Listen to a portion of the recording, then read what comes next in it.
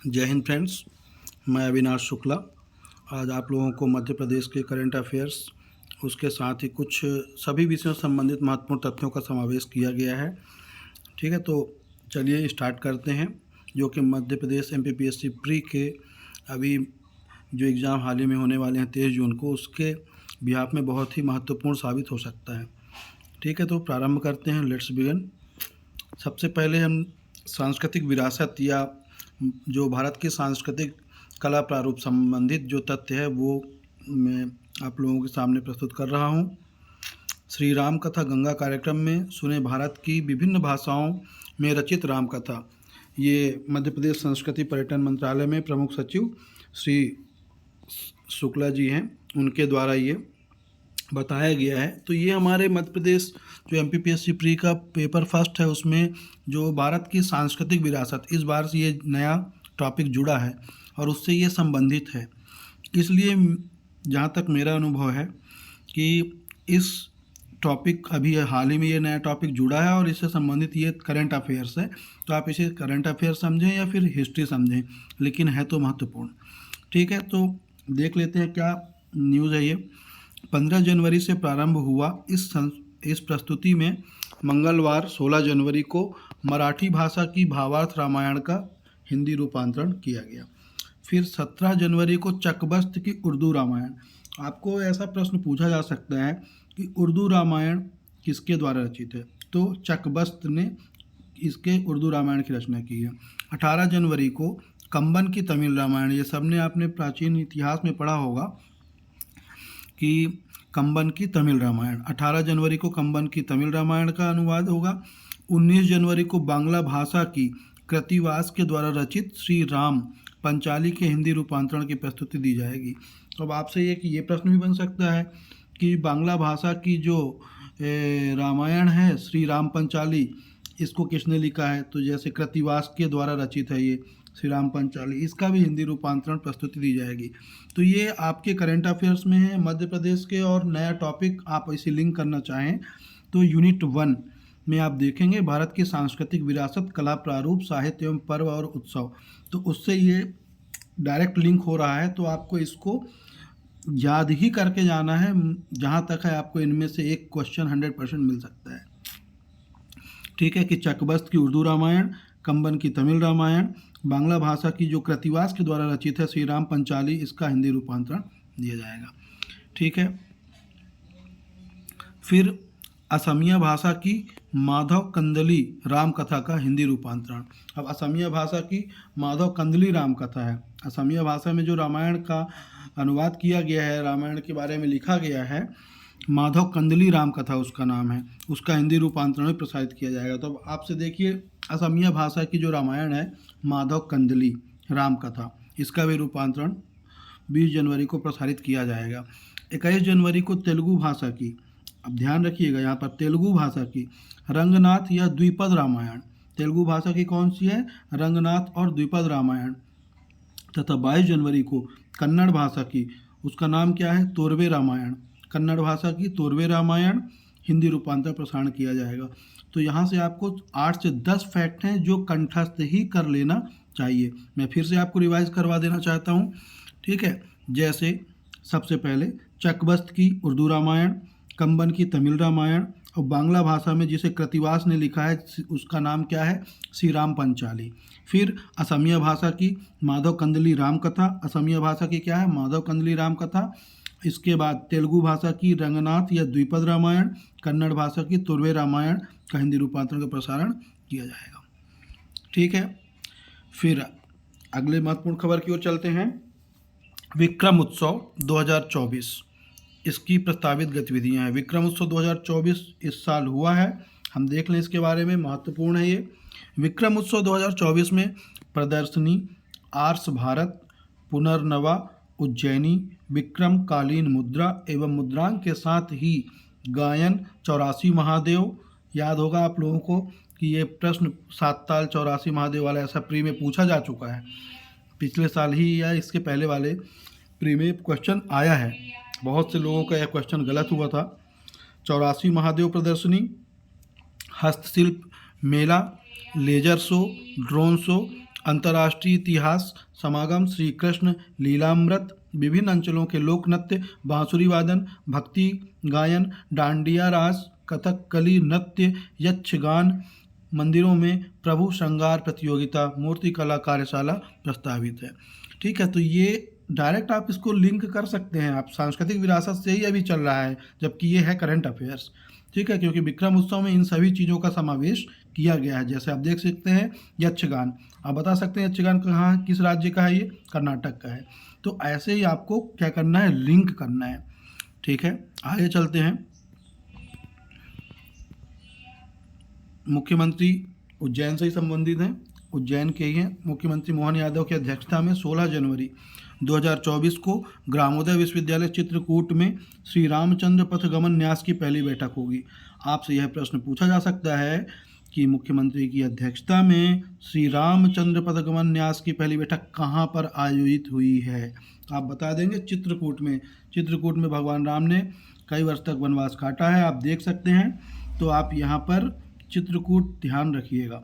श्री रामचंद्र पथगमन न्यास की पहली बैठक कहाँ पर होगी, चित्रकूट ग्रामोदय विश्वविद्यालय यहाँ पर होगी।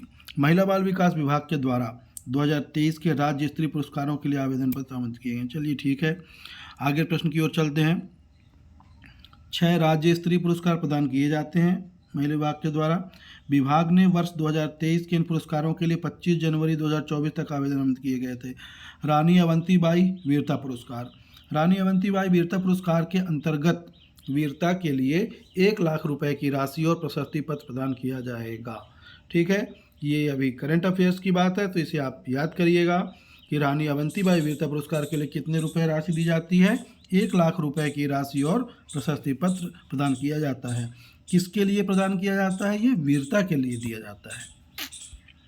समाज सेवा के लिए राजमाता विजया राजे सिंधिया समाज सेवा पुरस्कार। समाज सेवा के लिए कौन सा पुरस्कार दिया जाता है, राजमाता विजया राजे सिंधिया समाज सेवा पुरस्कार प्रदान किया जाएगा। संस्था अथवा व्यक्ति के द्वारा समाज सेवा के लिए, संस्था या व्यक्ति के द्वारा समाज सेवा के लिए विष्णु कुमार पुरस्कार के लिए 1 लाख रुपए और प्रशस्ति पत्र प्रदान किया जाएगा। ये नया नाम लग रहा है, आप लोग इसे थोड़ा ज़्यादा ध्यान दीजिएगा कि संस्था या व्यक्ति के द्वारा अगर समाज सेवा के लिए कौन सा पुरस्कार दिया जाएगा, तो विष्णु कुमार पुरस्कार दिया जाएगा। उसमें कितनी राशि है, 1 लाख रुपए और प्रशस्ति पत्र है। नारी सम्मान की रक्षा के लिए मुख्यमंत्री नारी सम्मान रक्षा पुरस्कार, इसके अंतर्गत राज्य स्तर पर 1 लाख रुपए की राशि और जिला स्तर पर 50,000 रुपये की राशि तो प्रशस्ति पत्र प्रदान किया जाएगा। ठीक है, साहसिक कार्यों के लिए अरुणा शानबाग साहस पुरस्कार।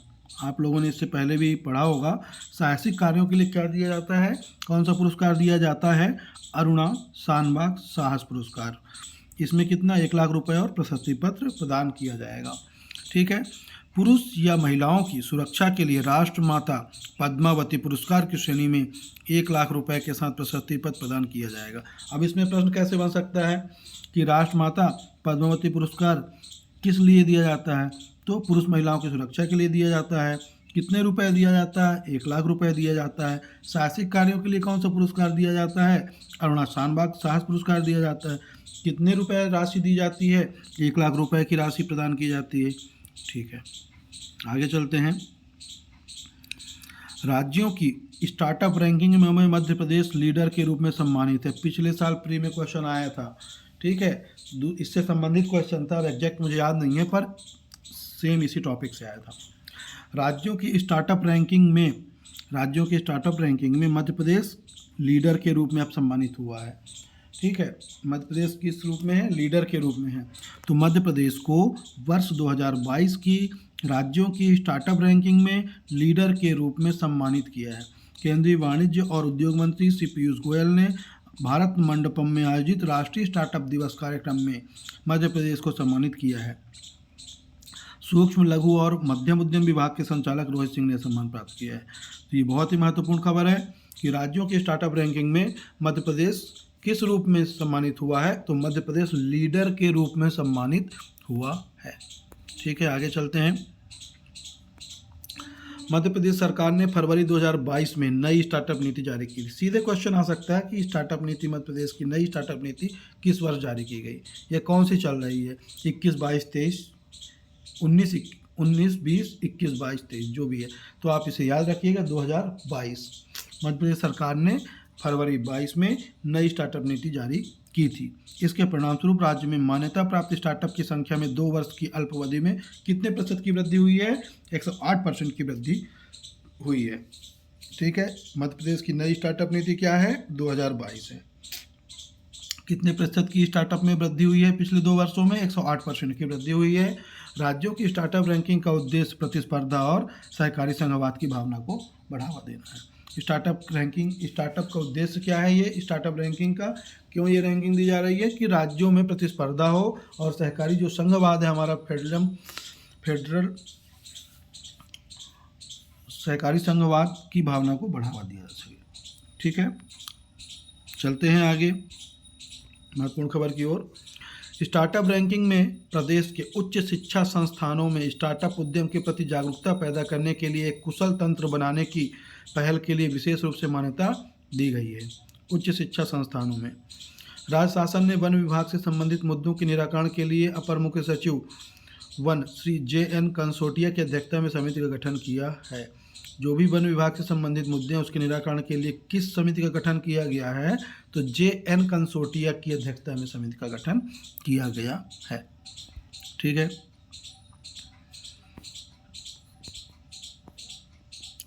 ये पुरस्कार सुश्री उमा वर्मा को लोकगीत पाणिहारी गीत की प्रस्तुति और शिखरवार को विकसित भारत का संकल्प विषय पर भाषण के लिए मिले हैं।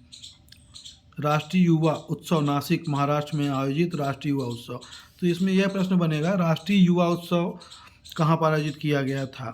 महाराष्ट्र के नासिक में। और पाणिहारी गीत के लिए किसको पुरस्कार प्राप्त हुआ है? उमा वर्मा को प्राप्त हुआ है। और विकसित भारत संकल्प विषय के लिए भाषण के लिए किसको पुरस्कार प्राप्त हुआ है? शिखरवार को प्राप्त हुआ है। ठीक है, तो 2-3 फैक्ट है यहाँ पर याद रखिएगा कि कौन सी लोकगीत है?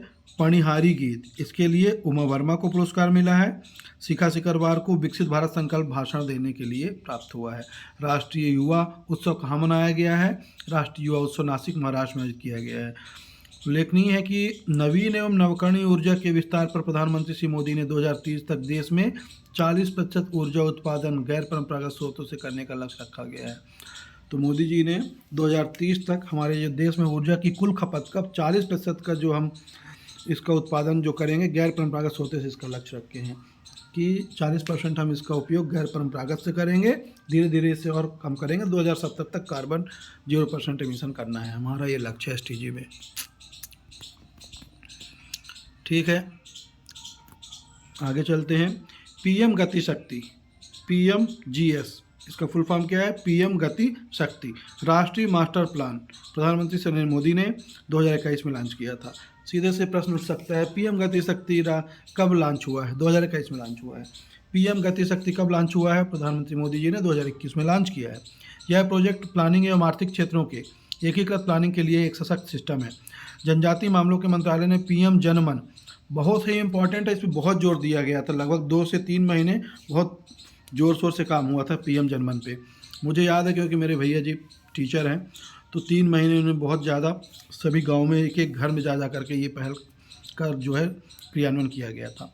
तो जनजातीय मामलों के मंत्रालय ने PM जनमन प्रधानमंत्री जनजातीय आदिवासी न्याय महाअभियान, इसका तो पहली बार आप इसका फुल फॉर्म ही याद कर लीजिए। PM जनमन, PM मतलब प्रधानमंत्री जनजाति आदिवासी, प्रधानमंत्री जनजाति, जन मतलब जनजाति आदिवासी न्याय महाअभियान। PM जनमन प्रधानमंत्री जनजाति आदिवासी न्याय महाअभियान पहल के तहत 23,000 आदिवासी बस्तियों का व्यापक विश्लेषण करने के लिए PM गति शक्ति का उपयोग किया गया है। ठीक है, आगे चलते हैं। इन बस्तियों में लास्ट माइल कनेक्टिविटी के लिए 35 क्षेत्रों जैसे कि शिक्षा, स्वास्थ्य, बिजली, पानी आदि की पहचान की गई है ताकि इन क्षेत्रों के जीवन स्तर को सुधार सके। मोदी जी दृढ़ संकल्पित हैं कि जितने भी ऐसे शोषित या वंचित लोग हैं जो मुख्य धारा में नहीं जुड़ पाए हैं, उन्हें हमें जोड़ने के लिए ये PM जनमन कार्यक्रम चलाया गया था कि इनको भी, और 35 ऐसे विषय हैं जिन्हें इसका सर्वेक्षण कर इसमें सुधार के लिए काम किया जाएगा। मध्य प्रदेश में स्थित NH44 को, ठीक है, अधोसंरचना से संबंधित प्रश्न है ये। मध्य प्रदेश में स्थित NH44 को छत्तीसगढ़ के NH30 से जोड़ने वाले Lucknow Raipur green field corridor की परियोजना को PM गति शक्ति NMP पोर्टल का उपयोग करके क्रियान्वित किया जा रहा है। ठीक है, तो ये आप अधोसंरचना है रोड नेटवर्क से आप देख सकते हैं कि मध्य प्रदेश का जो NH44 है वो छत्तीसगढ़ के NH30 से जुड़ेगा। वो कौन से रास्ते पर? लखनऊ रायपुर ग्रीनफील्ड कॉरिडोर के तहत PM गति शक्ति योजना के तहत इसका क्रियान्वयन किया जाएगा। ठीक है, आगे बढ़ते हैं। मल्टी मॉडल परिवहन को बेहतर बनाने के लिए 5 प्रमुख रेलवे स्टेशन, 3 हवाई अड्डों और 1 मल्टी मॉडल लॉजिस्टिक पार्क के साथ कनेक्टिविटी में सुधार किया जा रहा है। Bhaskaracharya national institute for space application and geo informatics के विशेषज्ञों के सहयोग से जिलों के लिए डिस्ट्रिक्ट पोर्टल बनाए गए हैं। बहुत ही महत्वपूर्ण, आप RTC से रिलेट कर सकते हैं। ये क्वेश्चन यूनिट 9 से प्री में आ सकता है कि Bhaskaracharya national institute for space application and geo informatics centre के द्वारा मध्य प्रदेश में कौन सा कार्य किया जाएगा, तो इनके सहयोग से जिलों के लिए डिस्ट्रिक्ट पोर्टल्स बनाए जाएंगे। तो या फिर ऐसा प्रश्न पूछा जा सकता है कि डिस्ट्रिक्ट पोर्टल बनाने के लिए किसके साथ MOU हुआ है, तो किसके साथ हुआ है? Bhaskaracharya national institute for space application and geo informatics के साथ टाई अप हुआ है। आगे चलते हैं। राज्य स्तर पर गठित PM गति शक्ति इकाइयों एवं विभाग N के माध्यम से जिलों के लिए इस कार्यक्रम का प्रभावी क्रियान्वयन कराया जाएगा। वही है डिस्ट्रिक्ट पोर्टल बनाया जाएगा भास्कराचार्य स्पेस सेंटर के माध्यम से। जबलपुर में बनेगा देश का पहला जियो पार्क, बहुत ही महत्वपूर्ण है क्योंकि ये देश में पहला है। तो जबलपुर में देश का पहला जियो पार्क बनेगा। जियो पार्क में प्रकृति के साथ तालमेल बनाकर निर्माण किया जाएगा। लामेटा घाट भेड़ाघाट जबलपुर में जियो पार्क की स्थापना एवं उसकी परियोजना के संबंध में मंत्रालय में बैठक हुई है। ठीक है फ्रेंड्स, तो आज हम लोग एक छोटा सा पार्ट कंप्लीट करते हैं। इसके बाद फिर से मैं नया पार्ट लेकर आप लोगों के सामने उपस्थित होऊंगा। तब तक के लिए धन्यवाद। जय हिंद, जय भारत।